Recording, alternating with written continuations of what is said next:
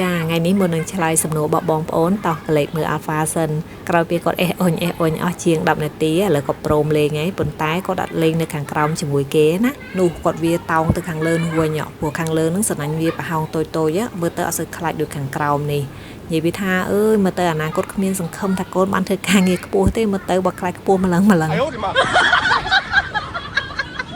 អូខេតោះត្រឡប់មកខាងសំណួរដែលបងប្អូនយើងខមមិនសួរខ្ញុំណាគាត់សួរថាតើខ្ញុំរកចំណូលមួយខែបានប្រមាណដែរហើយចំណាយអស់ប្រមាណហើយនៅស្រុកថៃនេះខ្ញុំចំណាយតិចឬក៏ច្រើនខ្ញុំសូមអធិស្ឋានដល់ម្ចាស់សំណួរផងណាខ្ញុំអត់អាចប្រាប់លម្អិតពីប្រាក់ចំណូលខ្ញុំបានទេប៉ុន្តែអ្វីដែលខ្ញុំអាចប្រាប់បានគឺថាការចំណាយទៅលើអាហារចំណាយទៅលើទឹកភ្លើងនៅទីនេះគឺចំណាយអស់តិចជាងនៅស្រុកយើងសឹងនៅពាក់កណ្ដាលបងប្អូនតែអ្វីដែលពួកខ្ញុំចំណាយខ្ពស់នោះគឺចំណាយទៅលើធានារ៉ាប់រងសុខភាពធានារ៉ាប់រងជីវិតធានារ៉ាប់រងឡាននិងធានារ៉ាប់រងផ្ទះអីចឹងទៅ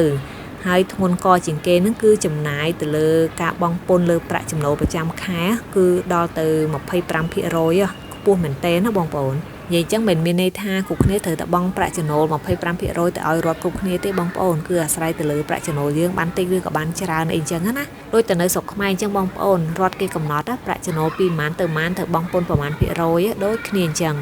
បងប្អូនដែលមានចម្ងល់ឬក៏ចង់ដឹងរឿងអីផ្សេងទៀតអាចខមមិនក្រោមវីដេអូនេះបានណាខ្ញុំនឹងធ្វើវីដេអូឆ្លើយតបជាមួយបងប្អូនទៀតបើសិនបើអត់សូវមានខមមិនទេខ្ញុំក៏អត់សូវមានវីដេអូចេញដែរបងប្អូន